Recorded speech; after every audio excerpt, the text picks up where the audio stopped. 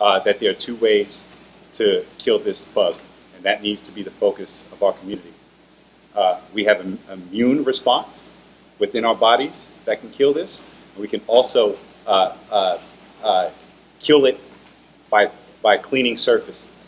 The best way that we can achieve both of those things is for people to be socially distanced. And a lot of people in our community right now are not taking that seriously. So I believe that we have to model the behavior that we expect from our community. And I think this is a very fluid situation, and we need to do things that are going to model that behavior. The governor has sent recommendations and shown in the law that we can have virtual meetings. I think that we should be doing that. I think we should recognize that this is not business as normal.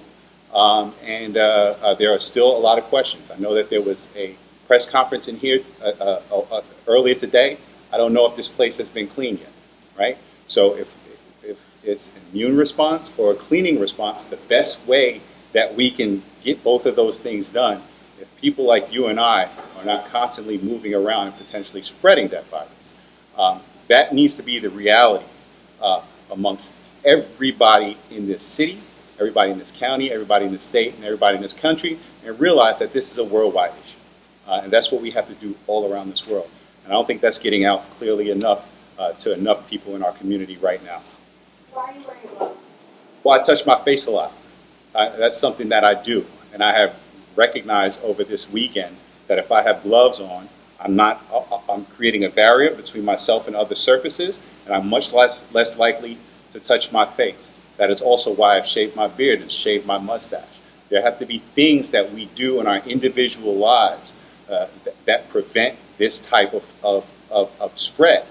And there are things that we can do without a government recommendation, without a governing body, because government bodies work on policies and they work on through laws.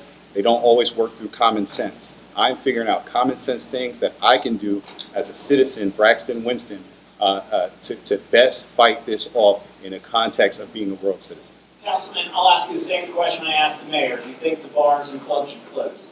I think common sense shows that the best place to be is not in groups of people. So that would mean not being in restaurants. That would be not being in bars. I think that is clear. That is the clear message throughout the country. That is the clear message from doctors. That is a clear message from health professionals that people should not be in bars. People should not be in restaurants.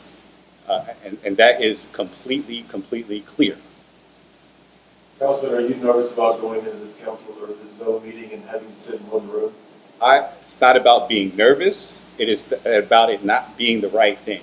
In all likelihood, the data shows that if I am to catch it, my immune response should be strong enough to fight it off, right? But I am around a lot of people, right? I'm a city councilman. I was working basketball games before this. I worked a concert.